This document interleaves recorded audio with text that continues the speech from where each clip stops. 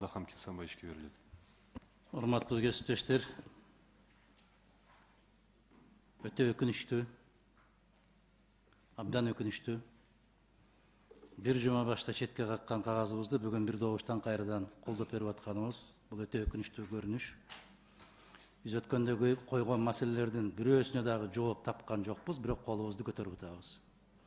Бул деген сөз жогорку кеңештин бүгүнкү коомдогу ээлеген ордунан кабар берет. Бул мен үчүн жаңылык эмес. Биринчиси ушул.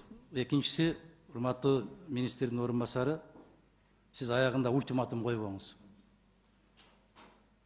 Эгерде колдобой койсоңор, бул акча Украинага кетип калат, башка жака кетмектен ары карай кетсин.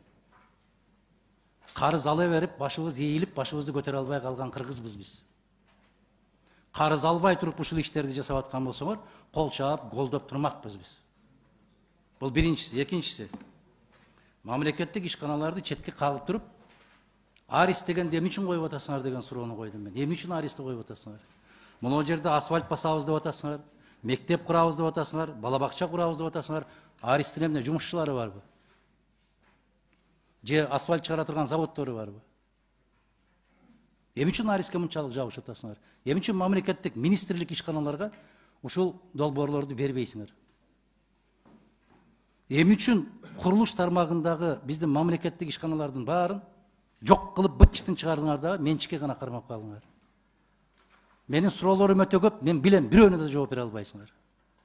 Себеби алардын баарын таш талканын чыгаргансыңар. Ушундай жол менен таш талканы чыккан. Менчиктештирүү жолу менен бүгүнкү күндө ошол куруучу бир компания жок мамлекеттик. Үчүнчүсү. Уят ушинтип айтып отурганыңыз, ошол трибунадан айтып отурганыңыз уят.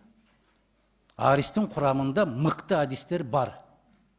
Өкмөттүн курамында эмне жалаң шалтыруктарбы? Же жалаң сабатсыздарбы? Колунан эч нерсе келбегендерби? Министрликтердин курамында кимдер иштеп атат анда? Эгер Арис ушунчалык гениалдуу болуп кеткен болсо, эмне үчүн мамлекеттик ишканаларда ошондой жигиттер, кыздар жок? Айтыңызчы мага. Эмне үчүн жок?